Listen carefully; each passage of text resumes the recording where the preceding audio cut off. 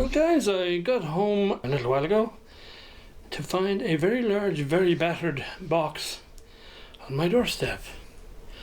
And I don't think anybody would have stolen it because it's too heavy to lift.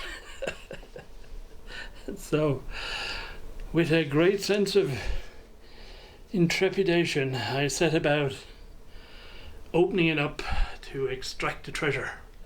And as you can see, I bought this on eBay, by the way, and as you can see, the seller did a bang up job. It's double boxed, so the device was put in this box with some of this packing foam stuff around it. Then this box is all sealed up and put inside that box, which then had more packing all around, top and bottom. And then finally there was a layer of the delicious packing peanuts, raspberry flavor I think they are, in the top. And so the thing that came in this box was something like 20 kilos in weight. And so you can imagine, and it came from the States, so you can imagine my nervousness as to what stage it would be in when I came here. However, here it is. And it looks to be in damn near pristine condition. There's nothing bent, dented or scratched. Even the wood paneling around the edge is all perfect. And he's included the hub adapters. It would have been nice if there was a 10.5-inch reel as well, but hey, the fact that it arrives in this condition restores my faith in human nature. And it just goes to show you that if you do the double boxing and you do it right, something as big and as heavy as this will survive everything that the shippers can throw at it. Well done, eBay seller. I think I'll probably put a link to him in the description in case anybody wants to check him out. Now this of course is set for US voltage, US mains.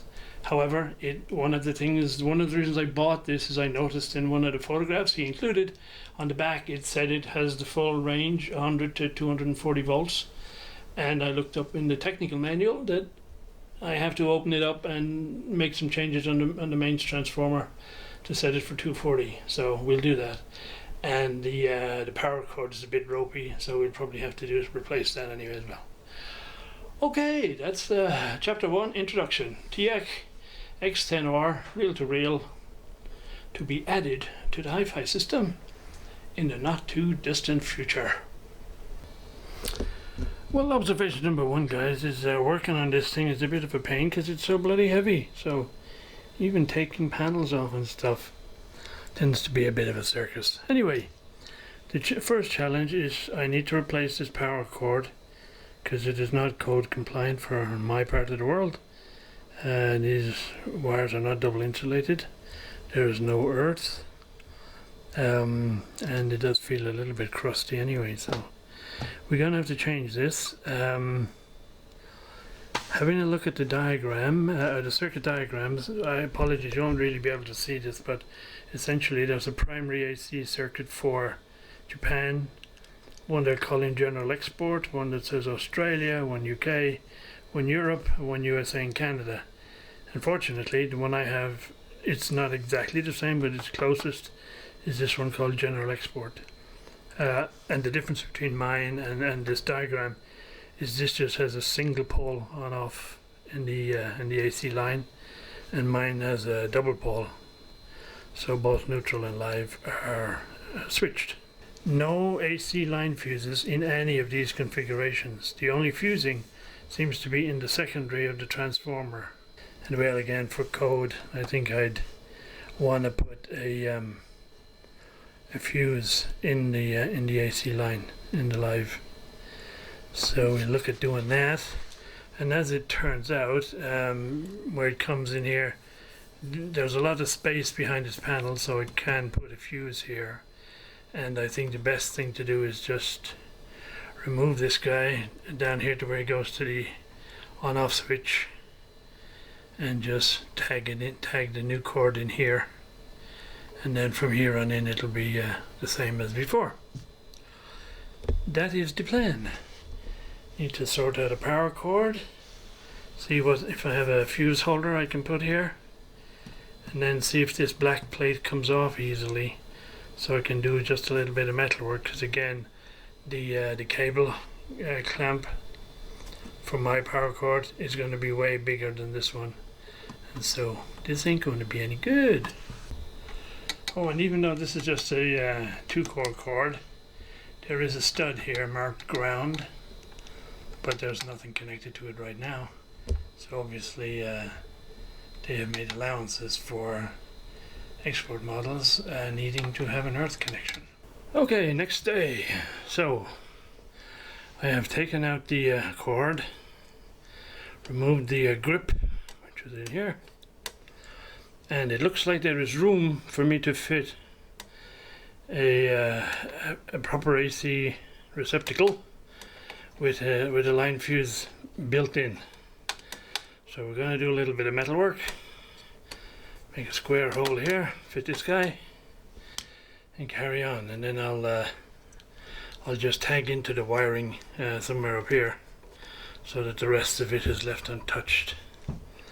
And I've just moved the remote control out of the way here, because I'm going to obviously have to blanket all this off with cloths and stuff to make sure none of the iron dust gets anywhere as we cut the little hole here.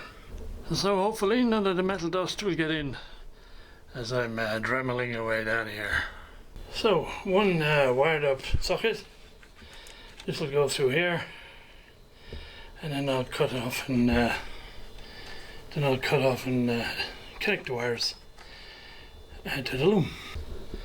So following the sword time, I made a little boo-boo here. So live, neutral, earth. I put the heat shield on here. I forgot to put the heat shield on here. Damn.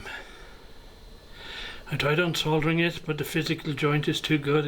I'm just melting the wires. So I am ashamed to say, for the moment, I'm going to use electrical tape to finish this off. Please don't hate me. In fact, I didn't even know if I had any, but I did find some in the back of a drawer. So that'll have to do at least initially, and then I promise I'll do it properly later on. Yes, it'll haunt me until I get it done properly.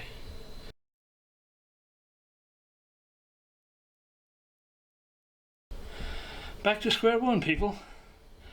I thought this thing here cleared outside the two gold colored mounting screws on either side, but it doesn't. It comes inside. So that's not going to work at all, is it? Anyway, there's half a day gone. We go back and rethink. So this is the karma that I get for using electrical tape. Oh well, let's rip it all out and come up with something else. Well, here we are one day later, and here's version 2 of the AC power cord. So I made up a aluminium panel here, and I put the line fuse in it and the power cord retainer thingy. I managed to use the previous earth screw hole as one of the mountings. Couldn't really figure out a decent way of getting the earth wire to come out there, so I ran it over here and just hooked it up to chassis, which is same thing. And good news is that the case will cover my gaping hole here. Right, time to put the case on and see if the theory is matched up with the practice. So finally, here we are, installed and hooked up to yon HiFi. I've streamed some YouTube music down through the DAC and recorded it on the existing 7-inch reels. I'm not going to waste my large reels and put YouTube music on them.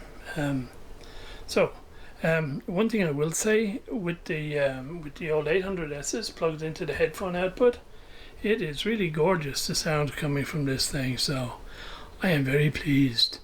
So I think with that, I'm obviously a little bit gutted that I sort of vandalized this thing around the back, but hopefully With time, I'll get over it. So hope you guys enjoyed following along here, and I'm really pleased to have this now part of the system.